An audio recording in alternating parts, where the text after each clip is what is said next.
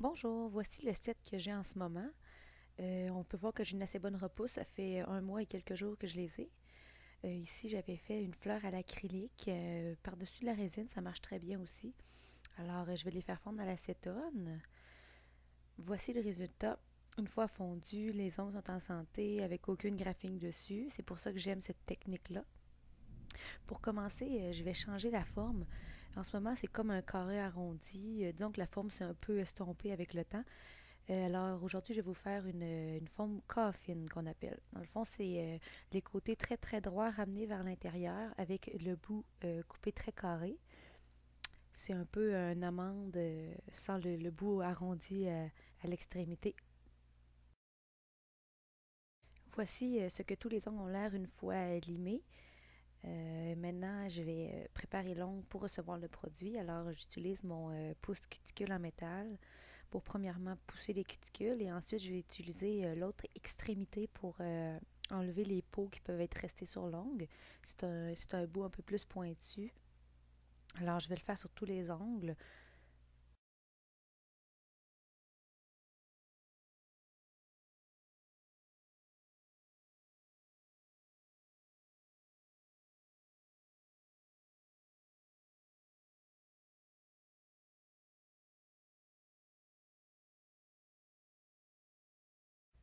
Maintenant, une fois que toutes les cuticules et les peaux mortes ont été repoussées de l'ongle, on va le limer pour être sûr que le produit adhère bien à l'ongle. Alors, premièrement, on peut prendre le côté un peu plus rugueux de notre lime pour aller proche des cuticules, vu que c'est là que le produit habituellement va commencer à décoller. Et par la suite, on va seulement prendre le côté plus fin pour limer au centre et s'assurer qu'il n'y a plus du tout de shine sur l'ongle.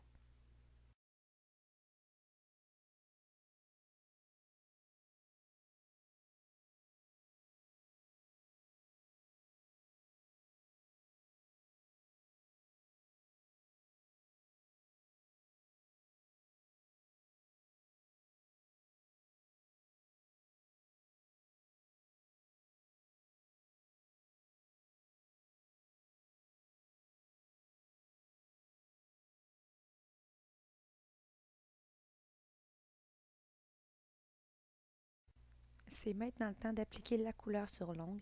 Le procédé à la résine, c'est un peu différent de l'acrylique ou du gel.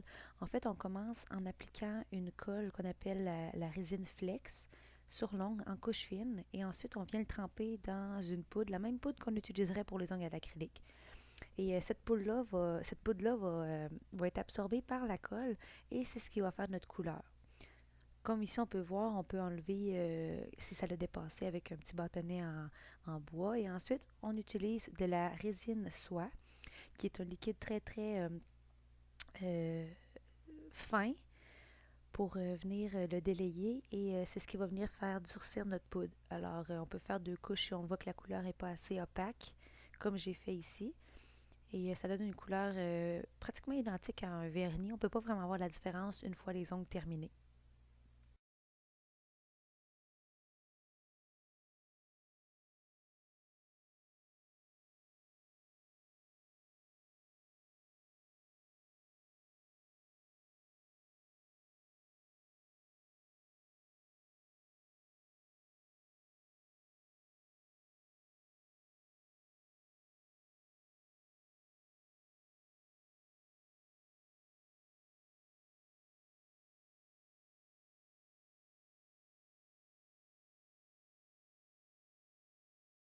C'est aussi possible de faire des designs un peu plus évolués avec de la résine.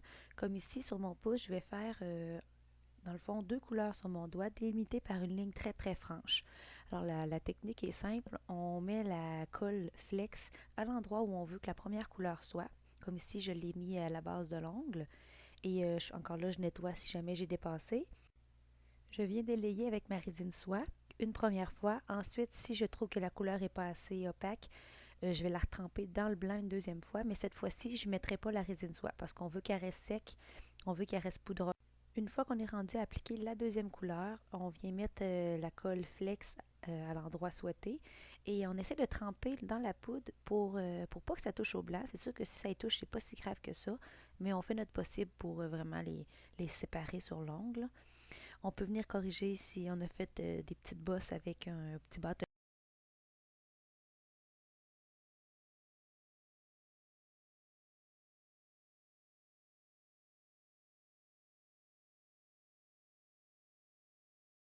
C'est maintenant le temps d'appliquer la résine UV.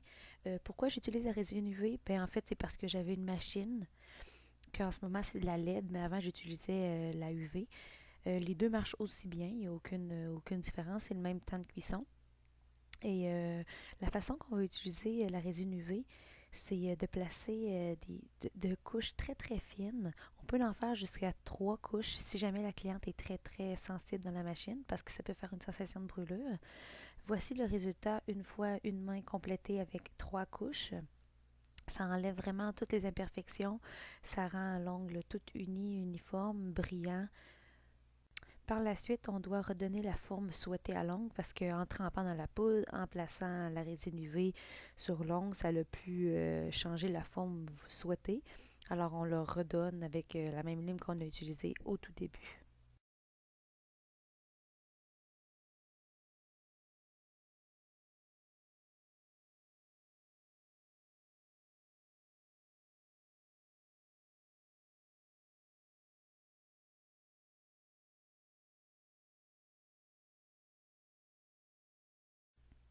Une fois que les deux mains sont complétées avec la résine, redonner la forme voulue, on est maintenant rendu au point de boffer le dessus de nos ongles.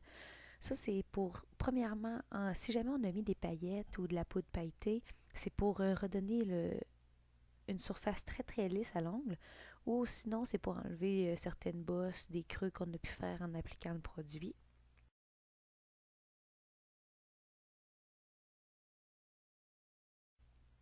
Alors voici le résultat une fois les deux mains bien boffées. Pour ce qui est des décorations, aujourd'hui je vais vous montrer comment on fait un ongle à motif de marbre. Moi, je vais vous faire ça avec de la peinture acrylique, mais vous pouvez aussi très bien le reproduire avec des vernis à ongles si vous voulez le faire sur vos ongles naturels à la maison. Les étapes sont simples. On va faire différentes shades de gris. Alors, on commence par en faire une très très pâle pour qu'elle dans le fond, pour qu'elle fitte avec le blanc de notre ongle et que ça crée un effet de dégradé très subtil. Alors, on mélange notre blanc et notre gris pour avoir la couleur souhaitée. Moi, aujourd'hui, je vais utiliser une éponge à maquillage. Je trouve personnellement que c'est ce qui fait les plus beaux dégradés. Et j'en ai seulement déchiré un petit coin. Alors, ce que vous faites, c'est que vous tapotez un peu partout sur l'ongle, mais en laissant des endroits blancs. C'est qu'on y va vraiment de façon disparate. Par la suite, on va toujours venir foncir notre gris. C'est que là, c'est sûr que ça sèche vite la peinture. C'est qu'on peut en rajouter comme je viens de faire là. Alors, on va le foncir pour le mettre un ton plus foncé. Alors, on va continuer avec la même éponge. On va venir tapoter aux mêmes endroits pour créer des effets de ligne qui chevauchent entre le gris pâle et le noir. Alors, on continue.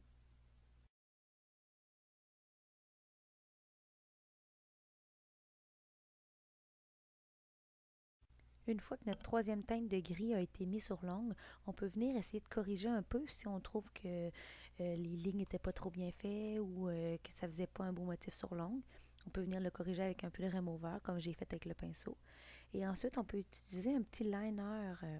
Moi, encore là, c'est de la peinture, mais les liners qu'on trouve en pharmacie noirs, ils peuvent très bien faire l'affaire.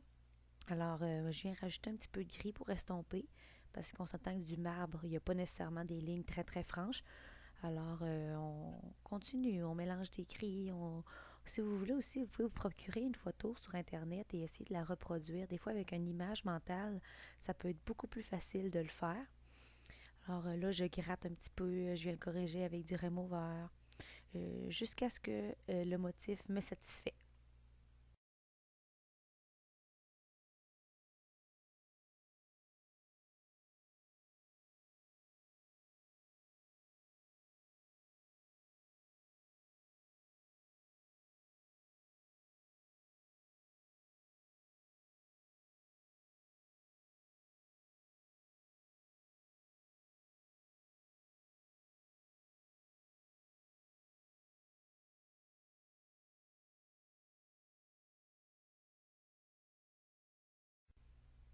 Par la suite, on vient reproduire l'effet de marbre sur la partie blanche du pouce.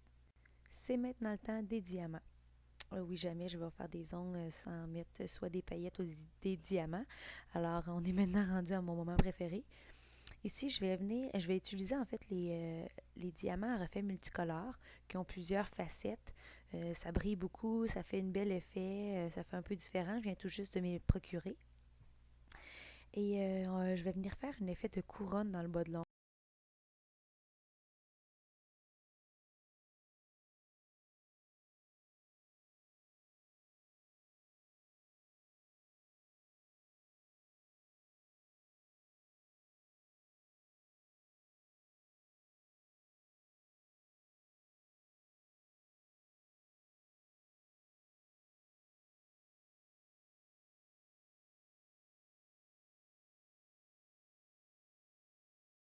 Par la suite, je vais venir faire une sorte de ligne en diagonale sur mon majeur.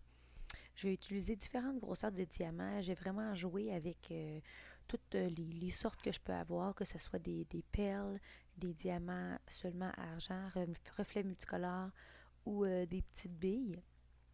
Puis ça, je vais venir le faire un peu plus gros au centre et plus fin aux deux extrémités.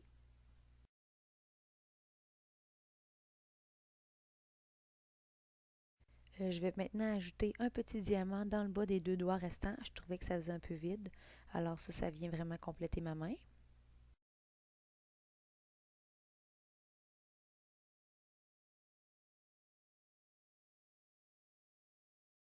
Pour compléter le tout, on vient mettre deux couches fines de résine UV claire sur chacun de nos doigts en essayant le plus possible de ne pas les mettre sur les diamants pour ne pas enlever, comme je vous ai dit tantôt, les différentes facettes qu'il peut avoir sur le diamant.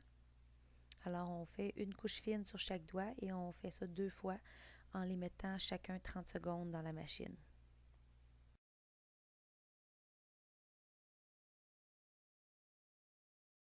Alors, voici le résultat final.